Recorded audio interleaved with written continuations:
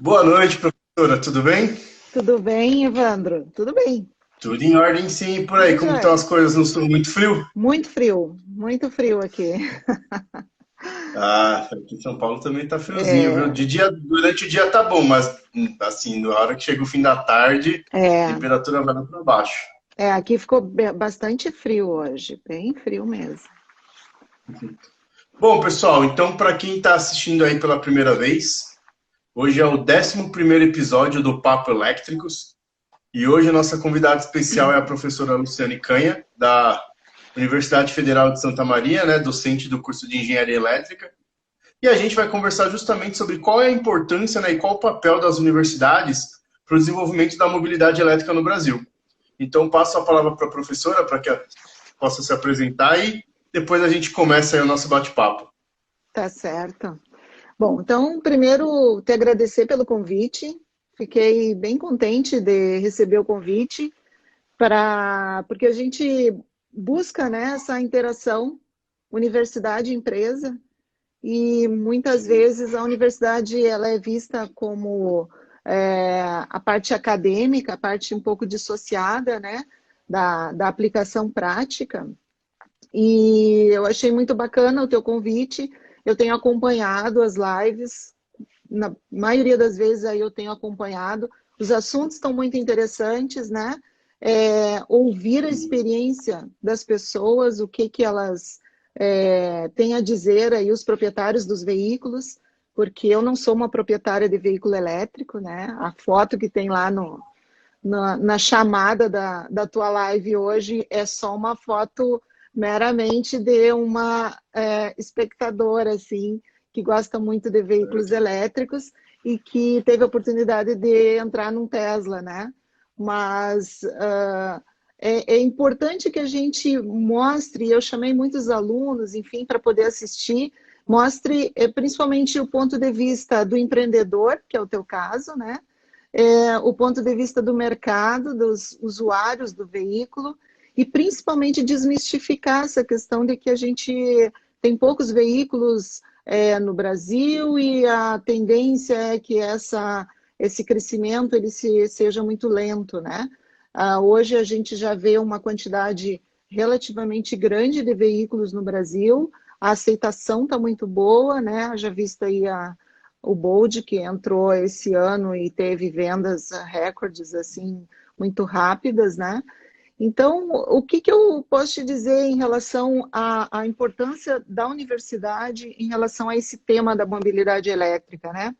É um tema para nós relativamente novo, digamos assim, aqui no Brasil. O ano passado foi a primeira chamada estratégica da Agência Nacional de Energia Elétrica em relação à mobilidade elétrica. Então, nesse aspecto, ali se congregaram, né, institutos de pesquisa, universidades, para fazer um estudo mais amplo em relação à mobilidade elétrica no Brasil.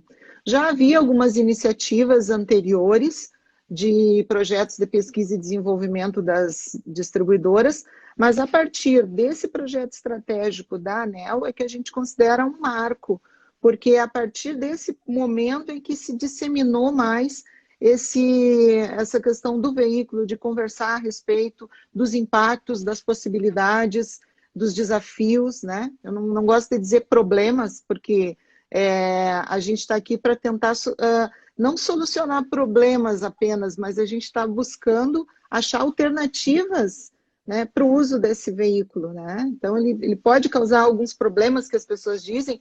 No meu ponto de vista, esses problemas são mínimos em relação a todo o potencial que pode ser gerado aí a partir de pesquisas, a partir do conhecimento, a partir do momento em que você coloca alunos vendo esses veículos, né? que você coloca pessoas estudando os impactos desse carro no sistema elétrico brasileiro, por exemplo, que é completamente diferente do sistema elétrico europeu, no sistema que a gente tem lá nos Estados Unidos. Os Estados Unidos já é uma mescla, né? Mas aqui no Brasil nós temos problemas que são muito diferentes dos problemas que nós temos lá fora. Então, o impacto desse veículo aqui no nosso sistema elétrico, ele tem que ser visto do ponto de vista de quem trabalha com esse sistema elétrico aqui no Brasil, né? Então, a gente tem perdas imensas, a gente tem problemas de níveis de tensão, a gente tem oportunidades. Eu digo que os problemas que a gente tem na nossa rede são, na verdade, oportunidades para empreendedores, oportunidades para nós da academia, que pesquisamos, que ensinamos os alunos, que queremos que o aluno vá para o mercado de trabalho conhecendo essa tecnologia, porque são eles que vão tomar decisão lá na frente, são eles que vão fazer leis lá na frente, né, que vão possibilitar você instalar mais pontos de recarga, que vai possibilitar você trazer mais empresas e montadoras. Então, a universidade, ela forma essas pessoas todas aí que vão, de alguma forma, ou atuar no setor, ou atuar em algum setor que vai acabar viabilizando mais a disseminação do veículo, que é o caso, por exemplo, das energia solar fotovoltaica, né, e das renováveis como um todo. Então, você forma pessoas que vão ser gestores, que vão tomar decisão, e principalmente a gente forma pessoas que vão trabalhar no mercado que eu imagino, e é o que se diz por aí, que vai ser completamente diferente do que a gente tem hoje, né? Então, a nossa projeção para daqui a 15 anos é que a gente tenha uma mudança muito significativa no modelo que a gente tem hoje de distribuição de energia elétrica, né? Exatamente, assim, acho que, como você comentou, temos muitas oportunidades. Eu já trabalhei aqui numa distribuidora de energia em São Paulo, né, a antiga Eletropaulo, e tenho uma visão de dentro como que é. E é uma coisa que eu falo sempre, exatamente, o Brasil tem particularidades totalmente diferentes da Europa, assim. Você pega aqui, cada região tem uma tensão. Então, você tem lugar que é 127, tem lugar que é 220, tem lugar que é 208, trifásico, sistema delta aberto e por aí vai. Então, não tem uma hegemonia, né? Às vezes você cruza algumas centenas de quilômetros, você está numa tensão totalmente diferente. E aí você tem desafio com os equipamentos, desafio com qualidade de energia, desafio com queda de tensão. Quantas pessoas que eu conheço não têm problemas de queda de tensão? Já tive indústria que está no fim da ponta do ramal e caía direto a energia porque estava lá no finalzinho. Então, tudo que acontecia antes afetava a rede deles. Então, assim, tem bastante oportunidade de melhoria. Depois eu até quero falar mais sobre isso quando a gente for falar um pouco de V2G, que eu acho que é um assunto que tá na boca de todo mundo quando fala do mercado de veículos elétricos, mas eu acho, aí é uma opinião particular minha, que o Brasil tem muita coisa para fazer na rede de distribuição antes de se falar em V2G. Tem muita coisa para fazer. Olha, eu acho que essas coisas elas vão ter que andar meio que em paralelo agora, né? Essa coisa toda da pandemia, ela coloca para a gente essa questão de que nós não temos mais tempo para esperar que a gente melhore a rede para que possa entrar uma nova tecnologia, ou que nós possamos esperar 10 anos testando, 5 anos testando uma vacina. A gente precisa fazer algo mais rápido, porque o mundo ele gira de forma muito mais rápida hoje, e a gente precisa atender todas essas demandas aí.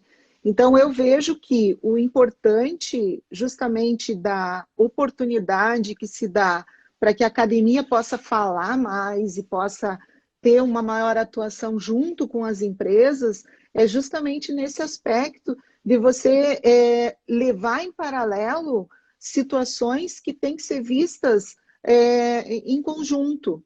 Então, você tem que resolver problemas de perdas de energia, mas esse problema de perda de energia ele pode estar associado a sensores e a equipamentos inteligentes que vão resolver esses problemas paralelo a isso. Claro que isso é como a vacina, não tem como eu chegar e colocar um equipamento e dizer que ele vai funcionar perfeitamente. Eu preciso testar, eu preciso estressar esse equipamento. Então, para isso, existem os laboratórios, para isso existem as teses, enfim, os modelos que são feitos para que depois você possa testar. Só que o processo tem que ser mais rápido. Isso é uma coisa que eu sempre digo para os alunos. A gente não pode mais ficar esperando ali, lendo aquele artigo e tal, e amadurecendo essa ideia. Não, tu tem que ler o artigo, já tem que pensar no circuito, já tem que tentar identificar uma oportunidade para colocar no mercado, ou pelo menos testar, ou encontrar um projeto que possa levar adiante essa ideia, né? Então, as coisas vão ter que andar assim em conjunto, eu penso, e as soluções agora, com todas essas tecnologias que dos anos 90 para cá tiveram uma aceleração muito fortemente agora nos últimos 2, 3 anos, internet das coisas, você trabalhar com inteligência, né, machine learning, enfim, todas essas tecnologias, elas vão auxiliar a que os processos eles se acelerem mais, porque você vai resolvendo problemas à medida que você também vai introduzindo novas tecnologias, novos modelos de negócio e vai viabilizando aí esse futuro, vamos dizer, que a gente não quer que seja tão distante, né? Exatamente. Eu vou deixar esse do V2G, Smart Grid, para falar um pouco mais para frente, mas estava até conversando com o Zeno sobre isso essa semana, justamente sobre esse tema.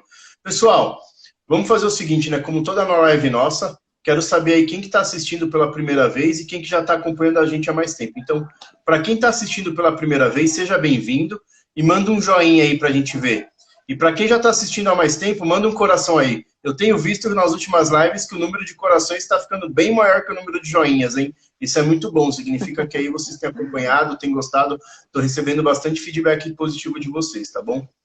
E cliquem aí no aviãozinho e ajudem a compartilhar essa live com os amigos. Então, clica aí no aviãozinho e manda para quem não pode perder essa live aí com a professora Luciane, para a gente falar bastante aí do papel das universidades no desenvolvimento, não só da mobilidade elétrica, né, mas de forma geral da parte elétrica, né, do Brasil. Então, quando a gente fala em mobilidade, a gente não consegue não falar de distribuição, geração de energia, transmissão, geração distribuída. Então, é um assunto que está totalmente conectado. Então, na verdade, seria o papel das universidades no desenvolvimento da distribuição elétrica, transmissão, geração, enfim, né? Tudo relacionado à energia. Na transição energética, né?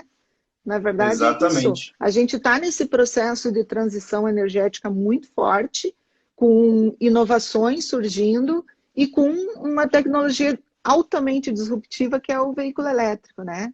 Esse sim, ele não é um inovador, porque a gente já conhece veículos elétricos lá desde o final de 1800, mas ele é disruptivo porque o veículo, nos próximos anos, no futuro, que eu espero não tão distante para nós, ele vai fazer N coisas, inclusive permitir que você dirija. Né? Exatamente. Uma dessas coisas vai ser isso, não é? Como é o smartphone. E, inclusive, se tu quiseres fazer uma ligação, tu pode fazer, mas o smartphone ele é altamente disruptivo nesse aspecto, porque pegou algo que já existia, né? Então ele não foi inovador. Você continua tendo algo para falar e para se comunicar com as pessoas, mas quebrou completamente o uso, né? Então, o carro, eu vejo nesse aspecto. E eu vou deixar que tu conduza aí, né? Senão eu vou Não, conduzir. por favor, pode continuar, tá ótimo. Mas eu vejo a questão das possibilidades que ele traz, justamente a inteligência. Porque quem está trabalhando, quem está resolvendo seus problemas, seja na área tecnológica, na área de saúde, na área de educação, não importa, essa pessoa ela não tem condições de ficar definindo padrões de uso de energia, preços mais adequados, né? Se ela vai conectar o veículo lá na tomada e esse veículo agora ele vai injetar energia na rede ou não vai injetar energia na rede, não é essa pessoa que vai tomar essa decisão. Essa decisão ela tem que ser tomada por alguma entidade externa que leve em conta diversos fatores. né? Então, aí vão ter oportunidades de diversos agentes, diversos serviços customizados aí, né? Mas o carro, essencialmente, se você está fazendo o home office, por exemplo, e você tem o carro está parado. Então, se esse carro está parado, por que esse carro não pode também gerar renda, né? Então, ele pode gerar renda no momento em que eu consigo transacionar energia. Essa é uma das funções. A outra é fornecer, gerar essa renda, mas através de um objetivo maior, que é fornecer um serviço ancilar para a rede, né? Então, ele pode, essencialmente, resolver ou auxiliar alguns problemas naquela vizinhança onde ele se localiza. Mas, para isso, precisa ter uma entidade que vai comandar isso. E isso pode partir do próprio carro, na própria casa, e esse carro conversando com uma nuvem que está gerenciando esses dispositivos aí, né? Porque aí o carro é um desses elementos, né?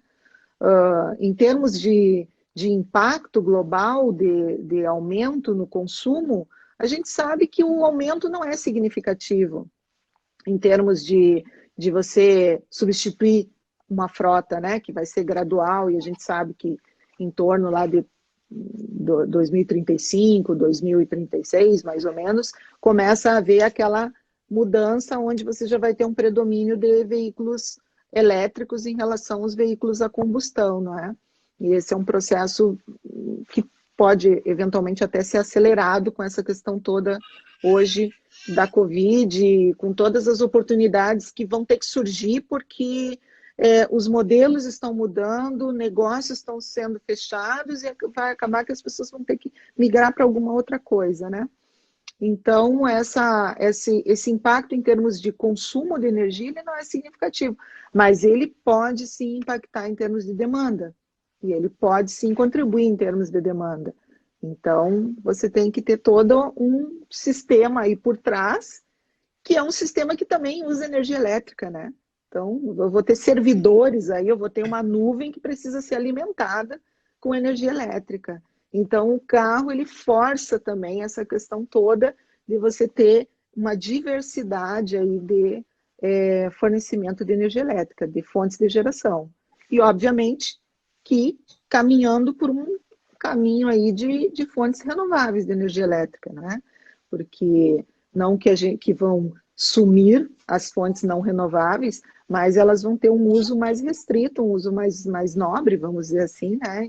Em termos estratégicos aí de segurança, e o restante vai ter que ser transacionado aí para que a gente utilize o máximo possível dessas fontes aí para diversificar o máximo possível esse futuro nosso, né? Exatamente, principalmente com a GD, né, que é uma possibilidade de você gerar energia perto das cargas, né, acho que é a grande vantagem de diminuir o investimento com transmissão, diminuir as perdas da transmissão, você ter a Exato. geração ali mais próxima do centro de carga, e principalmente depois quando vier a segunda, terceira vida útil das baterias com energy storage, né, você tem um Exato. assunto totalmente correlacionado, você vai poder gerar energia durante o dia e armazenar para usá-la durante a noite. Então, Isso. acho que isso vai ser bem, bem impactante. Mas no final, o que eu acho que foi disruptivo mesmo é a internet, né? A internet mudou tudo, a forma que a gente faz tudo.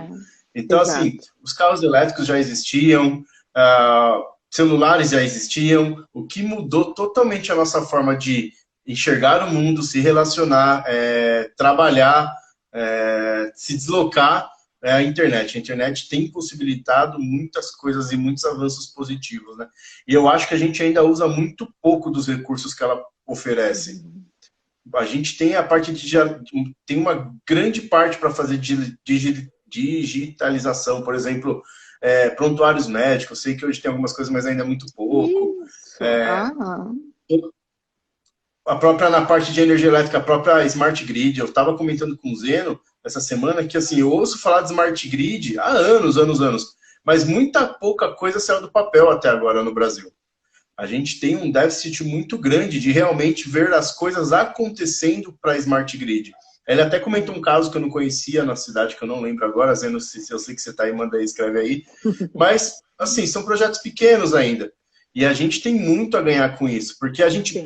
eu acho que esse é o maior desafio. não tem como falar em veículo elétrico se a gente não falar em smart grid. Não adianta, é a rede inteligente que vai evitar muitos problemas na rede, né? E vai dar soluções para a gente trabalhar com essa frota de veículos. A gente não consegue falar em V2G se não tiver smart grid, por exemplo. Exatamente. Essa questão da smart grid, né? Ela ainda tem que ser vista aqui no Brasil, e por isso que talvez ela ainda não tenha deslanchado de todo, com todo o seu potencial, porque, como eu falei lá no início, a gente tem muitos problemas ainda. E, por exemplo, o Smart Grid, quando ela é implementada na Europa, ou até mesmo nos Estados Unidos, eles não estão preocupados em reduzir perdas com a Smart Grid. Eles estão preocupados em reduzir o uso das dependências de combustíveis fósseis que tem, porque eles transacionam essa energia entre países, né? Então, eles precisam da Smart Grid para viabilizar a mudança das fontes, porque as usinas nucleares estão sendo desativadas, muitas já foram desativadas. Então, precisa ter algo que viabilize essa transação de energia renovável distribuída. E a Smart Grid se presta muito bem a isso, né? Porque você consegue gerenciar de forma mais flexível o sistema, com ações em tempo real, de forma a viabilizar essas ações. Aqui no Brasil, a gente tem outros problemas que a Smart Grid pode auxiliar, sim. Então, é uma questão de mudança de visão do próprio negócio, do que a gente quer quando a gente fala em Smart Grid. Quando eu falo em Smart Grid, eu não posso mais me preocupar em comprar um equipamento para que ele seja um equipamento que eu vou me preocupar com o quanto eu vou retornar do meu investimento em 5, 6, 7 anos, porque é um equipamento robusto que vai durar aquele tempo lá, então ele tem esse é o valor. Na Smart Grid o valor não está aí, não está nessa commodity. Na Smart Grid o valor está na inovação, né? Então, você escolhe um equipamento não pelo tempo que ele vai durar, porque essa questão de eletrônica, isso muda muito rapidamente, e protocolos, e logo isso está sendo superado. Mas a inovação que aquele produto que você comprou, ela oferece, esse é o valor. Então, se você comprar um inversor, e esse inversor te possibilitar oferecer um serviço ancilar de injeção de reativo na rede, de corrigir o fator de potência dele, né? E com isso ele dar um ganho, né, no controle voltvar, que a gente diz, você está agregando valor àquele inversor. Ele não é simplesmente um equipamento que vai estar lá para permitir que a energia solar seja injetada na rede. Não. Ele também vai gerar um valor. Então, aí começa a você pensar. Então, no momento que você coloca um regulador de tensão inteligente na rede, poxa, esse regulador de tensão inteligente, quanto ele vai oportunizar de transações e de negócios e de permitir que outros clientes entrem na rede ou injetem essa energia e faça com que a própria concessionária ou o operador do sistema de distribuição deixe de comprar energia de outro fornecedor para poder transacionar essa energia que ela tem na mão, né?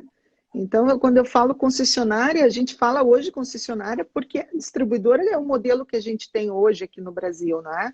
Mas a tendência é que essa distribuidora de energia, essa concessionária, ela vai se fragmentar aí em N pequenas ou grandes até empresas que vão cada uma gerir uma determinada parte aí dessa energia que vai ter que ser ofertada, suprida para o cliente.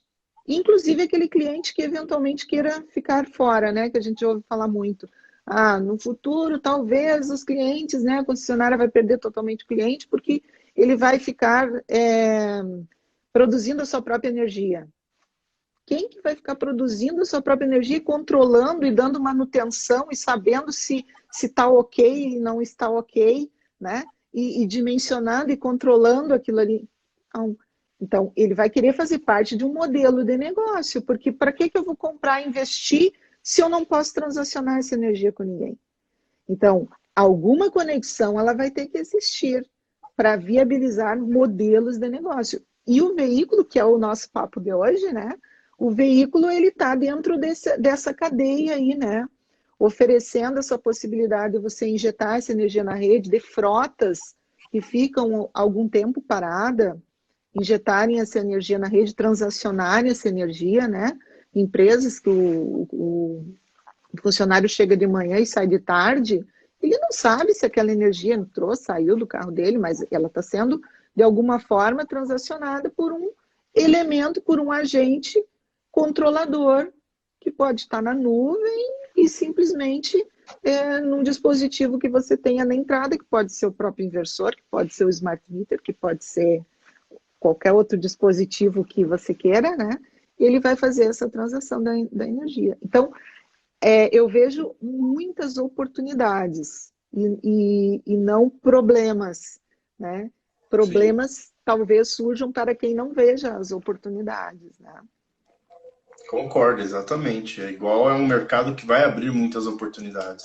E também de mão de obra, assim, vamos precisar... a gente teve uma conversa, uma live com o André Maranhão, gerente de treinamentos da Audi.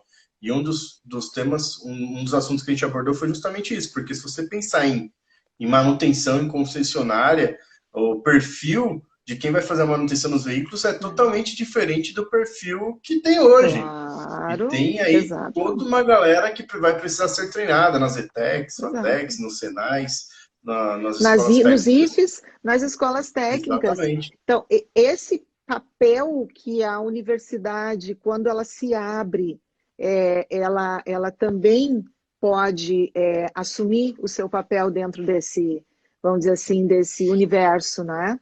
Então, o que eu vejo assim como um modelo que eu acho bacana, que tem dado certo aqui, quando você fala em mestrado, doutorado, geralmente as pessoas pensam, poxa, né, eu começo a me afastar da área técnica, eu começo a formar um profissional mais acadêmico, um profissional mais gestor, e esse profissional, e eu começo a perder, né, toda aquela cadeia lá de profissionais técnicos, né?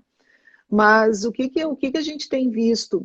Professores aqui no Sul, das escolas técnicas, dos IFES, buscando o mestrado, buscando na sequência um doutorado, porque ele consegue passar para aquele aluno que vai para o mercado uma visão mais ampla. Então, quando ele vai para o mercado, ele sabe que, poxa, ele vai, por exemplo, operar lá o sistema elétrico do ONS, por exemplo, né? Aconteceu uma coisa bem que dá para usar como exemplo, né? Nós fomos fazer um treinamento com o pessoal do ONS e fui eu e o professor Wagner, que tu conheces, e que é de um instituto federal, e lá eles formam também técnicos, né? Além dos cursos superiores. E aí, o que aconteceu? Um dos alunos lá no treinamento, professora, eu sou lá de Pelotas e tal, eu fui seu aluno, enfim, estava em Santa Catarina ou no Rio de Janeiro. Tinha um em Santa Catarina ou no Rio. Então, assim, ele está operando o sistema elétrico nacional. Ele não pode ter uma visão restrita só daquele universo. A mesma coisa, os profissionais que hoje estão sendo formados, eles têm que conhecer um pouquinho do potencial que uma internet das coisas vai ofertar, o que esse veículo vai ter de especificidade. Eu vi uma live de você, aquela que durou acho que umas 3, 4 horas, que eu achei bárbara, porque mostrou... Eu fui com o Maluf e eu fui com o Fred. As duas estavam ótimas, né? Mas, assim, eu achei muito bacana por isso, porque existe uma infinidade de situações que podem acontecer e que o mecânico de hoje, ele absolutamente não está preparado para isso, né? Então, existe um mercado que precisa ser preparado para essa questão, o mercado de quem vai ofertar serviço, de quem vai dar manutenção para esses equipamentos todos que estão aí sendo inseridos na rede, né?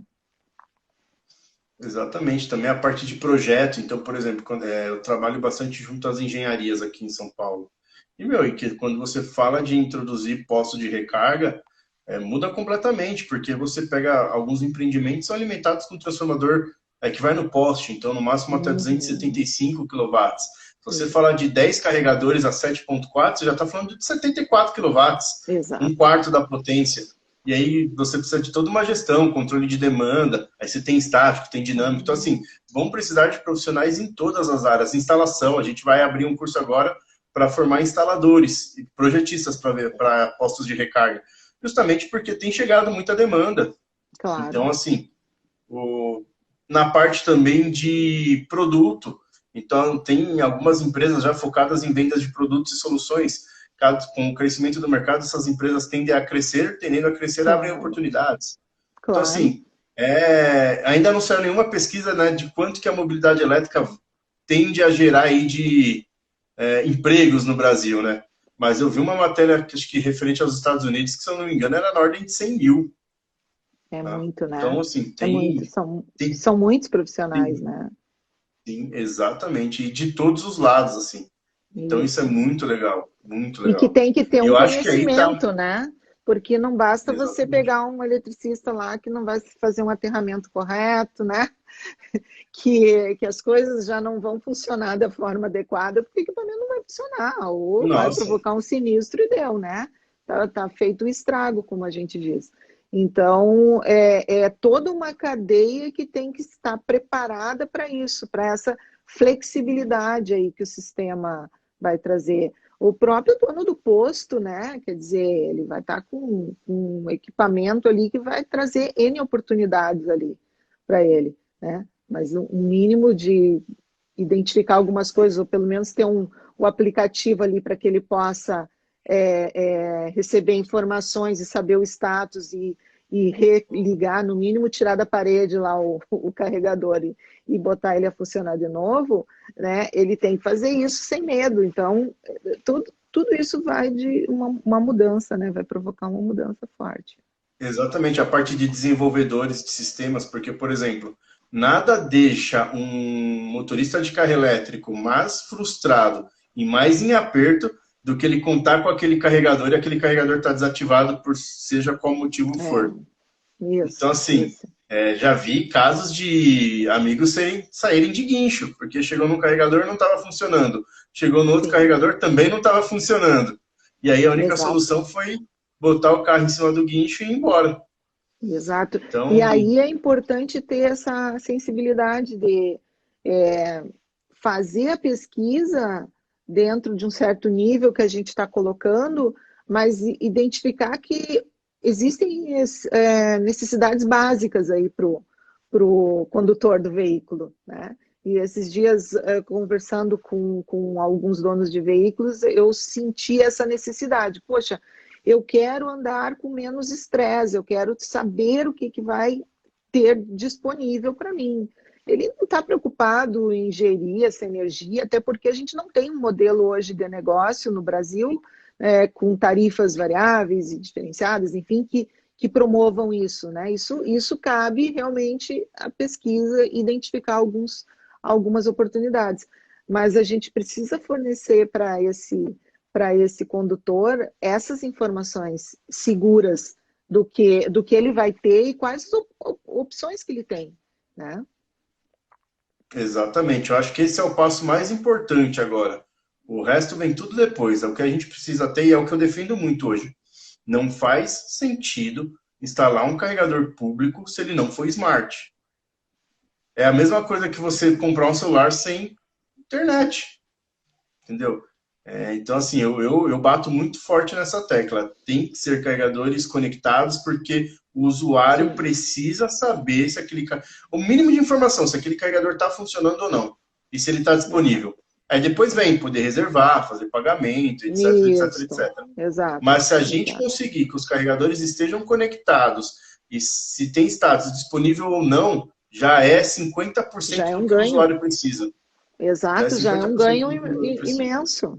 E isso é importante, porque isso também facilita é a ampliação das compras de veículos, né? Porque à medida em que tem toda aquela curva dos limitadores, né? Então, à medida que alguém tem um carro e se sente inseguro porque não tem que estar chamando ali o Zeno, né? Tem que estar controlando lá onde é que está o carregador melhor e tal, e acompanhando, né? À medida em que essa pessoa vai se sentindo mais segura, opa, o vizinho do lado, ó, o meu vizinho tem um carro e está satisfeito e existe uma infraestrutura para isso. Então, eu vou também investir nesse carro, né?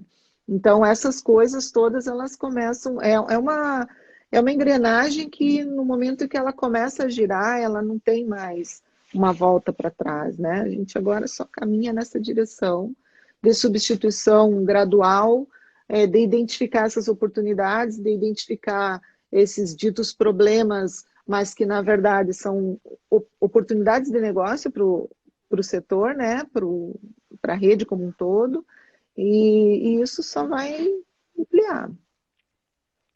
Legal.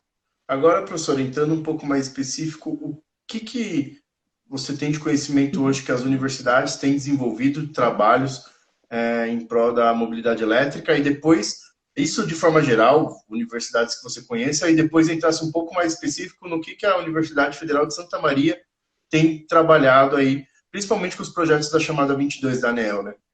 Mas também, se tiver outros que não estejam contemplados pela chamada, também, por favor, coloque para a gente. Sim, sim. A gente conhece algumas das universidades no Brasil aí que trabalham com essa área de eletrônica de potência, eletrônica embarcada, que já está mais voltado para a parte dos conversores, dos próprios inversores, né? O pessoal de Ilha Solteira lá trabalha com isso. A gente sabe que no Paraná a gente Filha tem solteira da Unesp? isso, da Unesp, Eu isso. sou da Unesp também, só que sou de Guaratinguetá. Então, agora me falhou o nome do professor que trabalha com essa parte de inversores e, inclusive, com essa parte toda, ele é um professor peruano, eu me esqueci o nome dele. Ele trabalha com essa parte de inversores e a parte de inteligência aplicada ao inversor, né? Serviços ancilares aí que você pode ter, entre outras coisas. No Paraná, a gente sabe que existe a Universidade lá, Técnica Federal do Paraná, que eles já têm uma fazenda solar e estão com projetos aí visando essa questão de mobilidade. O próprio Lactec no Paraná, a Universidade de Santa Catarina, que tem um projeto bem bacana com a Nissan, da questão de reaproveitamento das baterias, né, para você depois identificar pontos aí na rede que possam ser utilizadas. Aqui no Sul, a gente está tendo a Universidade Federal de Santa Maria, né, digamos assim, puxando essa questão da mobilidade elétrica, porque foram 2 projetos contemplados na chamada P22 do ano passado, na ANEEL. Um deles é o projeto que a gente desenvolve, então, com a Copel, voltado para a questão da eletrovia. É um projeto que nós estamos desenvolvendo junto com o CI Biogás, que é um instituto de pesquisa no Paraná, que tem, assim, uma qualidade muito grande de pesquisadores aí que está nos auxiliando também nesse processo de modelos de negócio e a gente trabalhando com a questão dos impactos que essas recargas e esses modelos vão causar. Então, você tem que ajustar modelos de negócio conforme modelos que otimizam essas recargas e oportunidades, né? E o segundo projeto que a Universidade de Santa Maria teve foi com a C3E aqui no Sul, né, que é o da Rota do Mercosul. Esse é um projeto que está em fase de início, ele já foi cadastrado, enfim, na ANEEL também, e ele está, assim, em processo, acho, final de contratação para que o Rio Grande do Sul possa ser inserido nesse mapa. Que hoje, se você olhar no Rio Grande do Sul, né, os alunos até olham e dizem, mas eu tenho carregador aqui, né? Nós não temos carregadores de 50 quilowatts aqui no Rio Grande do Sul. Nós temos alguns carregadores de 22 aqui no Sul, carregadores de 7, né, dos proprietários dos veículos, algumas iniciativas privadas em Porto Alegre, em Santa Cruz, Santa Maria, por exemplo. Desculpa, o primeiro carregador que nós vamos ter vai ser oriundo dos projetos de P&D, né? Então, é todo um esforço envolvido para que justamente a gente consiga não só inserir o Rio Grande do Sul, mas inserir essa questão de que quando a gente está falando do carro, eu não estou e num carro que vai andar numa rodovia, né? Eu estou usando um exemplo, um veículo de passageiro, mas a gente pode pensar num veículo mais pesado, a gente pode pensar em caminhões, a gente está pensando numa rota, né? Então a gente está pensando em levar alimentos, levar produtos, levar compras, né? Entregas pelo Brasil todo. E com isso é preciso sair de uma região que tem uma concessionária, abastecendo uma outra região que tem outra concessionária. Eu tenho algumas logísticas aí de rotas para fazer isso. Agora parece pouco, agora são poucas as iniciativas, então hoje isso não é um problema, vamos dizer assim. Mas no momento em que você tem, principalmente no país como o Brasil, que usa muito, né, o transporte rodoviário, isso começa a se tornar, como eu disse, um problema que pode ser uma oportunidade. Então, aí a gente precisa identificar justamente essas ações. Então, você está numa região lá que você precisa colocar um carregador e você não tem condições naquele alimentador de suportar aquela carga. Né? Para um veículo pesado, você não vai colocar um D22, o cara vai ficar parado lá. Então, tem que ser um carregador mais pesado. E aí, muitas vezes, o alimentador não vai dar conta. E esse alimentador, sequer ele tem condições de ser seccionado, enfim, de você ter uma ação de self-healing ali, porque isso já seria demasiado sofisticado numa região que talvez tenha que ser feita uma nova subestação, um outro alimentador, ou recondutorar, enfim. Então, tem uma série de situações e problemas que talvez agora fique mais claro, inclusive para os próprios alunos de sistemas elétricos de potência, né, que eles vão ter que redimensionar completamente aquele circuito que estava antes, né, tranquilo ali, relativamente tranquilo, com o crescimento ali da carga acomodado. Agora existem cargas muito pesadas aí que vão entrar e em determinadas situações não vão ter condições de atender, a não ser que tenha um arranjo. Por isso que esses projetos, geralmente, esses estratégicos da ANEEL, eles pedem geralmente arranjos técnicos, né? Porque você tem que pensar em arranjos justamente técnicos que não envolvem uma solução só, mas várias possibilidades, né?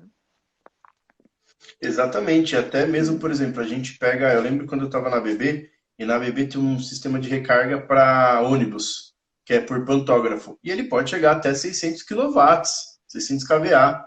Uhum. E você não consegue chegar e tirar 600 kVA da rede assim, está passando um ônibus, tira 600 kVA, não. Então, assim, tinha Claro. todo um conjunto de banco de baterias e transformador. Você tinha uma subestação compacta ali dentro de um container para alimentar esse carregador. Isso. Você vai ter no futuro, logo em seguida, aí, subestações móveis a gente já tem, né? Você vai ter armazenamento móvel também, que pode estar se deslocando, né? Dando suporte. Uma coisa é você ter os bancos fixos aí, que vão poder transacionar. Você pode ter bancos móveis aí também se deslocando. Isso é um outro serviço que pode ser dado numa determinada situação em que você precisa, numa microrrede, atender aquela demanda, né? Então, isso é um outro elemento que a gente nem falou ainda, que são as microrredes, né? A gente está falando do cliente residencial lá dentro daquele universo dele, da vizinhança. Ele, o carro, gerando a própria energia, armazenando, né? Agora, quando a gente começa a olhar para a rede, a gente tem possibilidade de formar microrredes, e essas microrredes vão ter algumas necessidades. A gente pode ter usinas virtuais, pegar capacidades aí, né, as virtual power plants, né, pegar capacidades distribuídas de geração de energia que possam trabalhar em conjunto em determinados momentos, como se fosse uma usina de maior porte, né? Dando esse suporte para a rede. Então, tudo isso precisa ser analisado, porque em determinados momentos nós vamos ter esses carregadores aí muito utilizados, né? Diferente do que a gente tem hoje, que ainda existe, né? Uma procura ainda que não é problemática, digamos assim, né? Exatamente. Hoje Ah, é igual, por exemplo, um problema que a gente ainda não tem tanto, já até começou a ter um pouquinho, mas é fila de carro para carregar. Até um sim. ano atrás, isso não acontecia. Hoje a É, gente já viu um relato ou outro de chega alguém para carregar, espera o carro que está carregando carregar, porque nós temos um carregador, geralmente no claro. local, né? E o próximo a Isso, 100 quilômetros, mais ou menos. Por exemplo, vamos falar da eletrovia do Paraná. E isso. até um ano atrás isso não era nenhum problema. Hoje, não que seja um problema, mas conforme aumenta o número de veículos elétricos no Brasil, isso tende a se tornar Claro. um problema. Com certeza, E porque à medida que o cliente investe nesse veículo, né, ele quer ter uma infraestrutura para isso. E uma coisa leva a outra, né? Você cria a infraestrutura e você mexe com essa indústria de veículos e mexe com toda uma cadeia de produtiva e de profissionais que têm que ser preparados para isso, né? Então, exatamente, é uma inclusive no mudança setor muito da grande. energia, né? Você vai mexer na geração, na transmissão, na distribuição, na manutenção, na operação. Por exemplo, uma coisa importante, por que que hoje no Brasil é proibido você gerar energia fotovoltaica no sistema on-grid quando você perde a concessionária? Questão de segurança. Porque se Exato. você tem lá uma falta na rede de distribuição por algum motivo e os equipamentos de proteção Não te abriram o dá, circuito, não dão essa abriram o circuito confiabilidade, para né? proteger, e você tem um sistema fotovoltaico e você realimenta isso, você pode colocar a vida de alguém em risco, por exemplo, se a concessionária abriu para fazer manutenção. Eu, quando estava na Eletropaulo, eu lembro que a gente só não teve um acidente grave numa equipe, porque eles seguiram, e os procedimentos de segurança da Eletropaulo eram muito bons, era assim, era linha dura, e aí Uhum. a equipe abriu as chaves, tudo, então começaram lá a fazer os procedimentos. Um dos procedimentos era medir a tensão da rede, mesmo com tudo aberto. E detectaram tensão. E aí foram percorrer o circuito. Tinha um comércio com gerador clandestino irregular, Aham. alimentando o transformador de baixa, o transformador de baixa alimentando a média e energizando a rede. Então, assim, Isso, tem uma série de proteções que, a partir do momento que isso se popularizar e a gente poder devolver energia para a rede, a gente isso. vai ter que ter proteções bidirecionais, Proteções um, adaptativas, né? Proteções inteligentes, e, proteções e também. o, que me, Esse o que me conceito vai para preocupa proteção. muito, o que me preocupa muito é o poder de gambiarra que o brasileiro tem. Porque resolver isso é muito fácil. Você coloca ali uma chave comutadora, com sinal, etc, etc, e você resolve esse Isso. problema. Mas, meu, a gente tem pessoas muito gênias, assim, na arte de fazer as coisas erradas. Sim, exatamente, exatamente. E aí fica muito fácil. Então aí a gente começa a derivar para o lado da cibersegurança, né? Se a gente for pensar Exatamente. já num nível mais elevado aí, e se, talvez nem precise tanto, né? Mas em alguma coisa as pessoas arrumam aí um jeito de fraudar e de furtar, enfim, né? E com isso, né, Exatamente. fazer com que o sistema permita que ele injete energia para o vizinho lá e tal, como se fosse, né, uma TV a cabo, por exemplo, né? O pessoal não faz isso em TV a cabo. Exatamente. Então, é isso aí, né? Tu compra lá e quase que faz uma geração compartilhada lá, e o cara mesmo está querendo vender a energia dele, né? Para alguém ali. Então, essas possibilidades tem. Mas existe assim uma infinidade de oportunidades. Eu vejo que a universidade precisa entrar forte na questão de fazer estudos, né, de mostrar, porque isso tudo que a gente está falando é fantástico, mas a gente sabe que a gente está trabalhando com equipamentos chaveados, a gente sabe que a gente está reduzindo vida útil, a gente sabe que existe um valor elevado para você pagar por um veículo e você não sabe se vale a pena, por exemplo, injetar a energia dele para a rede ou só ficar sendo abastecido, né? Como que isso vai acontecer? Existem os estudos lá no artigo, Bom, tudo bem, então vamos pegar o artigo, vamos colocar aqui, vamos mostrar no laboratório como que essas coisas funcionam, não é? Inclusive o desgaste das baterias, porque daqui a pouco existe todo um mercado esperando baterias com uma determinada condição, e daqui a pouco essas baterias elas vão se degradar mais rapidamente se você fizer injeção na rede. Daqui a pouco isso não vai acontecer. Exatamente. Então, isso tudo tem que ser analisado, modelado, estudado, e difundido esses resultados, né? Então, a função que eu vejo forte da universidade é nesse aspecto, né? E hoje você carregar os veículos já tá consolidado. Agora a gente precisa utilizar essa energia para criar oportunidades, né? Então, você falou, no futuro as pessoas vão ter, além do solar, vai ter o armazenamento. O armazenamento dele pode ser um armazenamento móvel, que é o próprio carro, né? No momento que ele tem, Exatamente. ele já nem precisa ter o sistema de baterias. Ou no momento que ele tem o carro e vai ter o solar, ele talvez queira ter a bateria. E aí ele vai ter um arranjo muito melhor para poder o sistema decidir como transacionar essa energia, e como colaborar para o sistema e como ganhar, enfim, em cima disso, né? Exatamente. E aí, falando um pouco das universidades, não é só a parte técnica, engenharias, técnicos que vão ser impactados, não. Por exemplo, para tudo isso acontecer, a gente tem que ter uma mudança legislativa grande também. Sim, Então, assim, exato. tem leis que precisam ser aprovadas, porque, por exemplo, sinceramente, eu duvido que alguém devolva 1 kW para a rede, hoje, nas condições que a gente tem hoje. Porque não Aham. vale a pena, entendeu? Então, assim, a gente tem que ser gerada toda uma parte legislativa, uma parte de negócio que faça valer a pena para o usuário devolver aquele Claro, quilowatt. Então, por exemplo, como se fosse uma bolsa de valores, ele vai poder operar no mercado spot de energia, por exemplo. Aí fica sim, interessante. Aí a claro. gente pega igual 2015, que chegou a R$ 800 o megawatt. Pô, aí eu quero vender Aham. energia. Aí eu deixo de carregar minha bateria. Agora, Exato. eu vou lá pegar 1 kW da rede para depois devolver 1 kW, não me interessa. Não. Esse é um modelo que ele se prestou muito bem nesse start, né? Que foi o do net metering, né? Dessa compensação que a gente tem.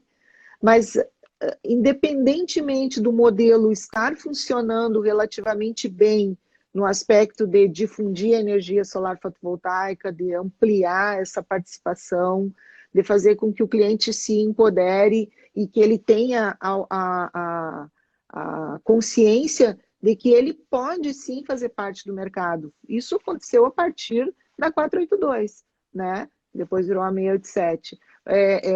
As pessoas, por mais humildes que sejam, às vezes ela não tem o conhecimento técnico, mas ela sabe que ela vai economizar pelo menos energia se ela colocar o painel fotovoltaico. E isso vai ter um retorno muito interessante nos dias de hoje, que o retorno está cada vez com menos tempo para você retornar o capital.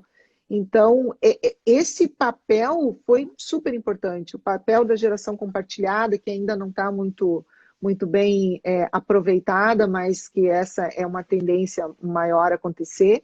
E aí, logo em seguida, precisa esses arranjos técnicos, precisa mudar a questão de liberalizar a compra de energia, né? Hoje a gente é cativo, você só pode comprar energia do seu fornecedor aí, eu só posso comprar aqui no Rio Grande do Sul de quem fornece para a cidade de Santa Maria, né? Nós precisamos ser clientes livres. Eu posso, e no momento que você é livre, você também vai querer saber de onde que veio essa energia, né? Essa energia, ela é produzida de forma limpa ou não, né?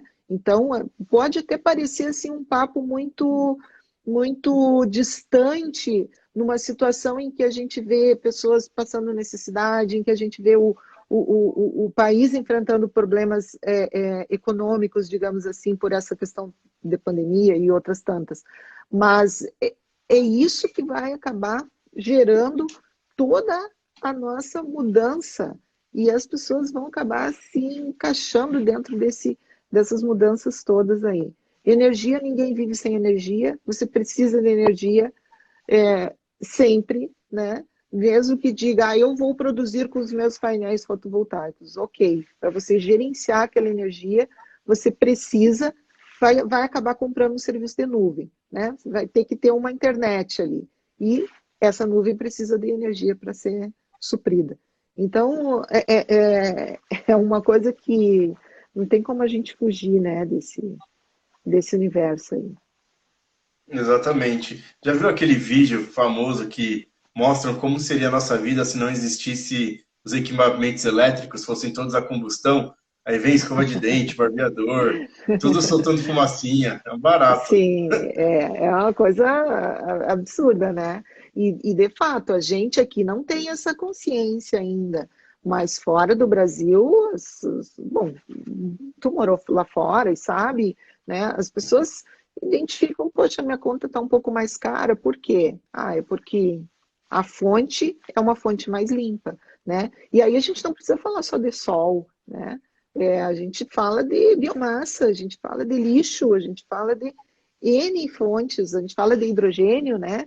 Que eu vi em outras lives aí o pessoal questionando essa questão. Tudo isso vai fazer parte desse mix aí, né? Para poder atender de forma mais flexível possível essas cargas aí. E o carro hoje é o nosso celular, né? Nós não vamos fugir dessa questão. Ah, porque as pessoas usam menos carro do que antes, não tem todo aquele apego, né? Mas eu vou te dizer assim, eu acho difícil que esse mercado, né, do veículo para as pessoas, ele acabe tendo um decréscimo muito significativo. As tendências mostram que não, eu vejo também que não é por aí. Porque sempre a pessoa vai querer ter uma certa liberdade, né? No mínimo, se ela passa a semana toda em casa fazendo home office e tem o carro dela ali, ela quer um carro para um final de semana, ela poder sair, andar e ir para onde ela quiser, sem ter que depender de uma rota específica lá, que é dada pelo metrô, pelo trem, enfim, né? Então, o carro dá essa sensação de maior liberdade. E aí que vem a grandiosidade da questão, né? Porque o carro ele vai fornecer N serviços. Então, enquanto tu está lá trabalhando, o carro pode estar já identificando dentro do teu perfil, porque ele tem um aprendizado de máquina ali, ele tem inteligência. O perfil é o quê? Bom, o perfil dele é praia ou é montanha e já está escolhendo algumas opções e quando você vai entrar no carro, a pessoa que trabalha muito, a pessoa que está estressada, ela entra e diz, bom, não sei para onde eu vou, né? O carro vai dizer, né? Olha, as opções que você tem são essas dentro do seu perfil, né? E aqui lá está mais lotado, se não gosta muito de pessoas, se quer um lugar com mais pessoas, lá já está mostrando, tem outro lugar que está mostrando que vai ter um temporal lá que não é muito bom ir. E o carro se torna o melhor amigo, né? Do homem, como sempre foi, né? E só que agora ele vai ser o melhor amigo dos homens, das mulheres, enfim, isso acho que vai ampliar mais essa questão, porque você consegue ter no carro muitas opções ali. Isso é interessantíssimo. Professora, eu vou fazer o seguinte, eu vou encerrar a live e vou voltar novamente aqui, tá bom? Então, pessoal, a gente vai fechar essa live, porque senão o Instagram vai me derrubar e a gente não consegue salvar. Só que em 1 minuto a gente vai voltar com a professora e a gente vai continuar nesse tema, tá bom? Então, aguardem 1 minuto e a gente já reabre a live. Então, espero daqui 1 minuto encontrar vocês todos novamente. Oi, professora, só aguardar um pouquinho aí o pessoal voltar. Tá bom. O pessoal está entrando. Mas tem muita coisa para falar, né? As lives estão ficando cada vez mais extensas. O Fred está aqui da live passada de quarta. Falei para ele, fiquei com ciúmes, perdi meus amigos. A galera só queria saber dele depois. Foi muito bom, porque, e tu vê, olha, segurar um público por 3 horas, assim, não é fácil. Não é 3 fácil, horas mas e meia. foi um assunto fluiu, né? E é uma coisa que prende a atenção. Então, quem está nessa área aí gosta de ouvir, né? E aí são 3 pontos importantes, né? Primeiro, o conhecimento de quem está aqui junto com a gente, né? O Fred é a pessoa que mais conhece sobre esse assunto que eu conheço. Tudo bem que eu não conheço todo mundo, mas né? muito experiente. Segundo ponto, é um tema que é pouco falado. Isso, Então, por exemplo, exato. é um tema que pouco se ouve, pouco se vê, não tem muita informação. Então, ele trouxe um conteúdo que, para muitos, mesmo se você É. pesquisar, não é tão fácil o acesso, né? Sim, exato. E o terceiro E é o público que está engajado. O pessoal não nos isso. abandona. É, e foi uma boa ideia, né? Foi uma ideia bem bacana, porque que fica essa coisa de não ser assim tão formal assim, né? Então não coloca o, o palestrante naquela obrigação, né, de fazer uma Tem que fazer um apresentação, PPT. né? Mas eu acho que tu vai Exatamente. ter que fazer, porque tu sabe que tu vai ter que participar da nossa, né? E a nossa tem esse Sim, modelo. não tem Daí problema, não. A gente nós faz. vamos botar tu e o Zeno aí para terem que fazer um Ah, vai ser um PowerPoint aí, prazer. né? Não tem problema, não. A gente gosta também. Mas Aham, é eu assim, tenho. e eu acho que até o Sim. pessoal me perguntou, por que que você não leva de repente pro YouTube, não leva. E aí o meu pensamento é o seguinte, a galera tá no Instagram, tá todo mundo aqui, às vezes a pessoa nem tá por dentro do assunto, mas vê lá uma live, entra, acaba gostando do É, assunto, fica. Então assim, a isso. gente pensou até um tempo atrás em levar pro YouTube, mas levar pro YouTube, eu acho, no meu ponto de vista, não alcança tanto o pessoal quanto a gente quer, porque o nosso papel Sim. aqui é propagar a mobilidade elétrica, não tem nenhum outro interesse. Entendeu? É tá falando, tá gerando conteúdo. Eu vi que muita gente estava carente desse assunto. Sim, exato. E, no meu ponto de vista, para uma coisa mais informal, um bate-papo, hoje o Instagram é perfeito. É, Tirando o com fato de que ele certeza. encerra a live quando dá uma hora. Sim, é. E foi muito fácil, né? Porque eu não sabia, nunca tinha entrado assim, né? Eu fui indo e deu certo. Mas eu achei importante essa questão de falar a esse respeito, nesse período aí, porque os próprios alunos que estão fazendo pesquisa, né, nas universidades, às vezes pensam, eu estou fazendo uma pesquisa e tal, mas isso ainda não está chegando aqui. Claro que o ano passado, com a questão da ANEEL ter lançado a chamada do P22, isso disseminou um pouco mais entre os centros de pesquisa e universidades ali que, opa, né, existem projetos estratégicos, investimentos altos, né, já havia os projetos de outras distribuidoras aí, que também no Rio, São Paulo, ali, que também já tinham feito projetos de pesquisa e desenvolvimento conhecidos, né, a própria Copel com a Eletrovia, que foi inaugurada recentemente. Então, eram esses pequenos pontos, assim, quase que como mágica, assim, a concessionária fez um projeto piloto, né? Mas agora surgem os donos de veículos, né? E são uns quantos donos de veículo, né? Tem muitos aí. Hoje mesmo eu vi, estavam mostrando um teste, né, lá em Brasília de um veículo, e são vários. Então, assim, a gente olha já no mapa, como eu disse, pipoca muitos pontos de carregamento. Não são pontos de carregamento com esse intuito de você criar uma logística para abastecimento, mas são as iniciativas que começam a ter, de um comércio, ou de um condomínio, ou eventualmente de um posto, como é o caso em Santa Cruz aqui, que coloca ali, opa, viu uma oportunidade, né? Daqui a pouco passa alguém com o carro ali e na verdade, quando ele coloca, ele quer, tá quase que colocando um chamariz, né? Porque ele quer que a pessoa vá consumir lá do seu ANPM, né? Porque a recarga hoje vai ser um valor relativamente mínimo, porque não existe ainda essa questão de comércio, né?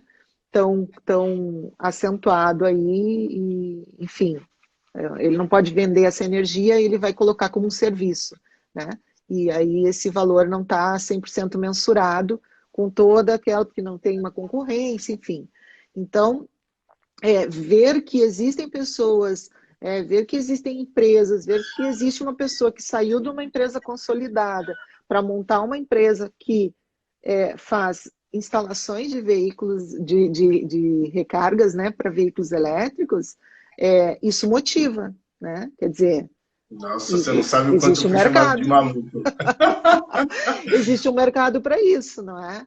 Você não sabe o quanto me chamaram de maluco quando eu anunciei que ia fazer isso. Não, você vai sair da ABB, vai abrir sua empresa. Primeiro assim, né? Falou, vai abrir sua empresa, a galera já fala, meu, você é muito doido.